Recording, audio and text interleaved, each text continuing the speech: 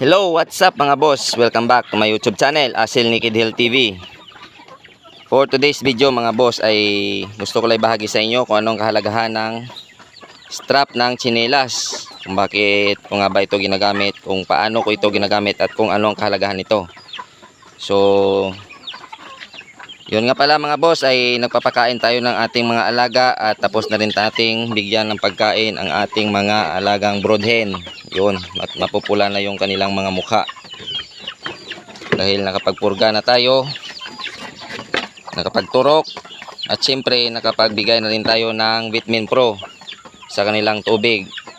Ang kahalagahan naman ng Vitamin Pro mga boss ay para maibos na naman ang good bacteria sa kanilang katawan. So, yun na nga mga boss, at ito na rin yung ating mga alagang 2 months old. Yun o. Tapos ng kumain mga boss, uy, naipit. Yun o, busog na busog mga boss. Tapos na silang kumain.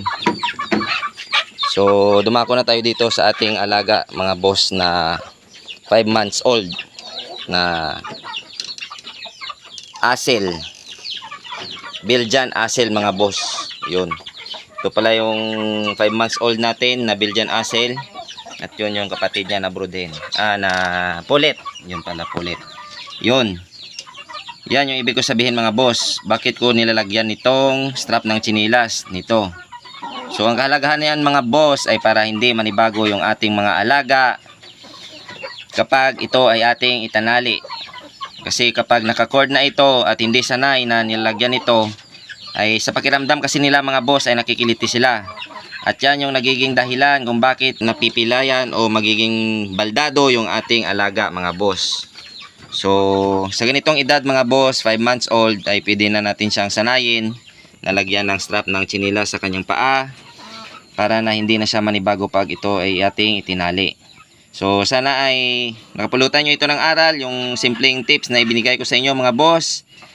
At palagi natin tinatandaan na ang sabong ay sports lamang. Huwag tayong mapakalulong sa sugal at palagi nating unahin ang ating pamilya. So bago pala tayo magtapos mga boss, gusto kong magpasalamat sa solid na sumusuporta sa aking YouTube channel. At sana ay huwag kayong magsawa na manood sa aking videos. At marami pa akong mai-share na kakupulutan nyo ng aral o maibabahagi sa inyo na kaalaman based sa aking naging experience dito sa aking munting manukan. So yun lamang mga boss, maraming salamat and God bless sa ating lahat.